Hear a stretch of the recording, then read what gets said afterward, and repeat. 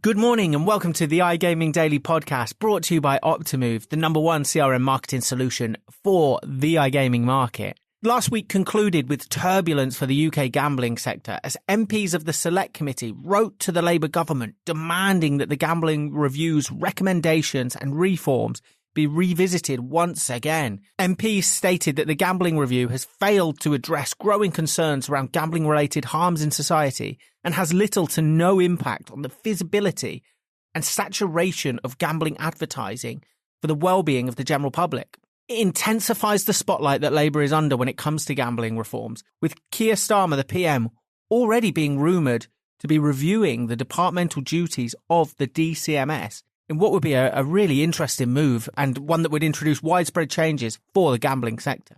I'm Joe Streeter. I'm the editor of iGaming Expert. I'm your host for today and have a fantastic panel from SBC News and Lottery Daily to discuss the developments and assess what they think of the latest goings on for the future for UK gambling and its regulatory governance. Viktor at SBC News. Viktor, how are you, my friend? Hey, Joe. Nice to be here. Thanks for hosting. And looking forward to discussing today's topic. Brilliant. And Ted Orme-Claye. Yeah, cheers, Joe. Good to speak with you again. Thank you for the praise you just gave us there. Hopefully, we can live up to it. I don't remember giving him any praise, but we'll check the VAR and see. Well, I'll give you some praise after the episode, maybe, because it's sure to be a good one, and I'm looking forward to tapping into your knowledge on this subject. Last week really ended in quite significant and unexpected circumstances with these developments. I mean, after all the delays, we finally looked like we were on the road to clarity with the white paper changes. Ted, what was your reaction to this news when it kind of came in last week? I wasn't overly surprised, to be honest, Joe, partly because, as the Select Committee noted themselves in their letter to the Department of Health and Social Care, they held a hearing on the 2nd of April where they heard a lot of views from public health professionals, from a lot of local councils and universities and so on, researchers included there, of course, who discussed the extent of gambling harm in the UK and how they believe this can be addressed. So it was always inevitable that the committee were going to follow this up. And on top of that, we've obviously also had a lot of demands from local government and local councils lately with I believe it was 32 or 36. I think it was definitely in the 30s, and it was an even number of local councils that were calling for more powers to kind of address the gambling sector. So we've seen politicians of different levels and different responsibilities and so on becoming more involved in the debate around gambling in the UK in recent months, including that hearing. So I wasn't too surprised to see another development come out of this, and particularly as a follow-up to that hearing that I've just mentioned. Interesting. And Viktor, your reaction to the news last week? Yeah, it's. I think it's given that this reaction is given due to the importance of the Gambling Act review, but it's interesting that it comes out at this point in time after so many years that the review was in development. It took 5 years, and it's now 2 years into its implementation. There was the fronts were quiet for some time, but now it seems that as the review rolls out, a lot of shareholders are kind of questioning its sustainability, and it's interesting to see where this will lead to, because there's a lot of shareholders currently involved in this. Like Ted said, we have the local authorities. It was 38 councils, I think, or 39, together with the top level politicians. The sector as well is involved in all this. So really interesting to see how it develops, and whether we're going to see some changes to the gambling review, although I don't really believe that to be the case. Interesting. I didn't even need to push you on a prediction. You gave me one from the outset. I like that. So we have these outstanding liabilities of the current review. The review, as Viktor mentioned, we were waiting so long for. There's been some outstanding liabilities raised by MPs. What are those outstanding liabilities? I can take this one, I think, to start with. One of the main issues, and, it's really a broken record on this one, we just discussed it quite a bit, but one of the main issues that stands out for a lot of MPs who want to see more reforms, as well as, lobbyists outside of the political side of things, campaign groups, charities and so on, is around advertising. This was one of the most fiercely debated aspects of the Gambling Act review, particularly around betting's visibility in sports, obviously sports sponsorship, advertising around fixtures and events and so on, LED advertising in stadiums, that sort of stuff. This was all heavily debated throughout the duration of that, years-long review. At one point, the government under Boris Johnson, I think, even seemed to be leaning towards the idea of banning sponsorships. This obviously didn't happen because the Premier League is going to introduce its voluntary ban next season, and that's really the most visible league in the country, isn't it? So that I think that kind of was seen as being a positive step in that direction. The review itself then introduced the code of conduct on sponsorships, and I think a lot of reform advocates, MPs and otherwise, feel that the review could have gone further and wanted to see more stricter requirements. Push you on that a little bit, actually. Yeah, sure. So obviously, since the Premier League the Premier League clubs took up the voluntary ban, we haven't the kind of controversy around gambling sponsorship hasn't stopped. There's still been some kind of stories that we've covered in great depth on this podcast that have led to kind of controversy around gambling sponsorships. Do you think they would have added fuel to the fire of reformist MPs? Yeah, I think there's definitely an argument to be made there, like you say. So the voluntary ban was voted on it was just before the review, wasn't it? It was like early 2023. It's not coming into effect until the 2026-27 season. So there's already quite a big gap there. And I think a lot of people, that's a lot of time for people to still have strong feelings about this, for tension to still build up. And on top of that, during that time, we've seen a lot of new deals signed, particularly, as we've talked about before, deals with a lot of Asia-facing companies, that a lot of whom aren't even active in the UK, a lot of whom are not very, British consumers are not familiar with them at all, not familiar with the brand.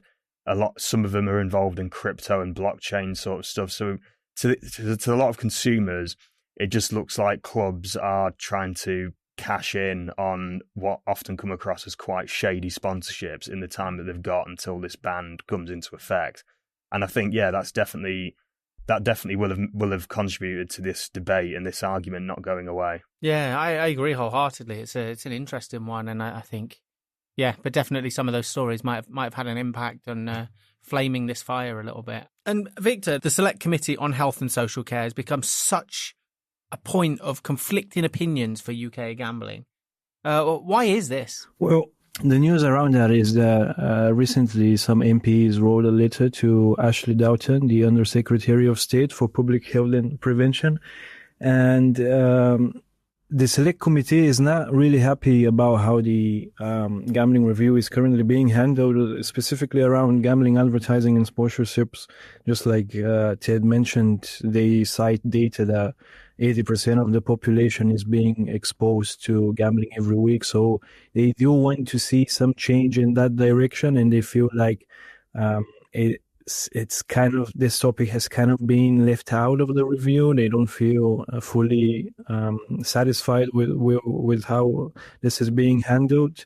On the other side, we heard in that letter there were calls for gambling to be looked at as a public health matter and be put directly under the Department for Health and Social Care, and not the DCMS under which it is currently, and we're going to come to that a bit later.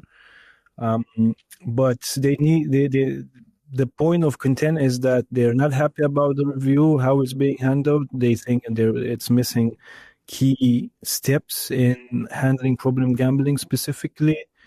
And they also want more clarity on how the RET levy is going to be handled as well, which is also a major key point in the gambling review. Yeah, and we're going to move on to that RET levy. After the break, we're going to have a brief interval. And yeah, then we're going to talk a little bit more about the RET levy.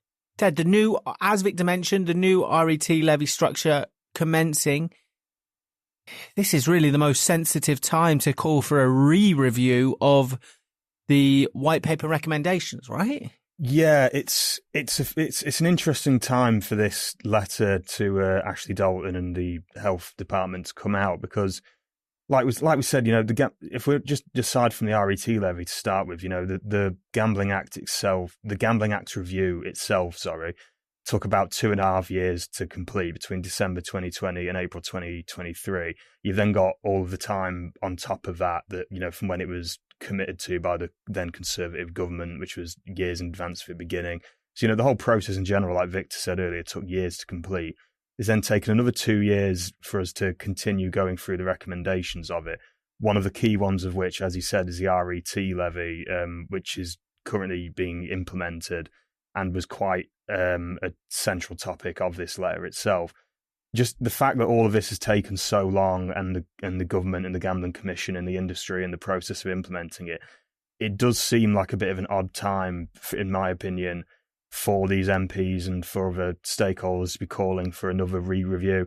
Like, I don't really think the government are going to be prepared to initiate that at this time. With the football review going on as well, and so many other things going on in government, like this is not going to take centre stage, is it? No, I don't think so. And I mean, the Labour government, when it was elected in the general election in July last year, I mean, I think they made it pretty clear both before and after the election that they were committed just to seeing out the recommendations of the Gambling Act review and its white paper before any more change was going to be decided upon.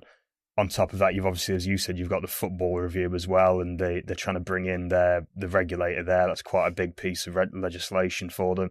Where there's also, interestingly, as we've talked about on this podcast, there's been calls for that regulator to have an oversight of football, of betting, in its relationship with football. That these calls have been kind of rejected by the government as well.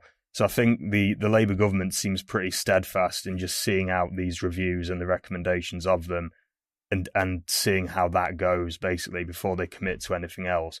The pressure will continue mounting, like we've seen with these MPs, and on top of the calls from local government as well. But from what we've seen so far, I think the government will remain pretty steadfast in not wanting to commit to any further reviews at the moment. There is just one key point here about the RET levy. Obviously, like Ted said, the Labour has committed to implementing it. However, currently the RET levy is going to be handled by NHS England. This was what was set out in the gambling review. However, as we know, Keir Starmer is going to disband NHS England, and this is also on the agenda. So I think calls for clarity on that are timely, because there's a big question that hangs in here. When NHS England becomes dismantled, who will then take on the RET levy? It's a very good point. It's a very good point. The OHID is part of NHS England. The OHID is part of the DHSC, Department of Health and Social Care. So the DHSC is on top, and under it we have the NHS England and the OHID. Okay, interesting. Yeah, that's a good point, Viktor. Yeah, it's a very interesting point, to be fair, Viktor. So maybe it's certainly on the levy. I think overall, calling for a re-review of the white paper in general is not the timing's timely. Wild, right? Yeah, the timing of that doesn't really make sense. But specifically on the topic of the RET levy, which I recognise you did actually, is what you asked me, Joe. So I did kind of spiral a bit there. On the topic of the RET levy, like Viktor said, maybe the MPs are looking at this and thinking this could be a chance, because with Starmer planning to dismantle NHS England as part of kind of like a wider strategy of government efficiency, I think, isn't it? Mm-hmm. It does, yeah, hang in the balance of who's going to take on the duty of this RET levy.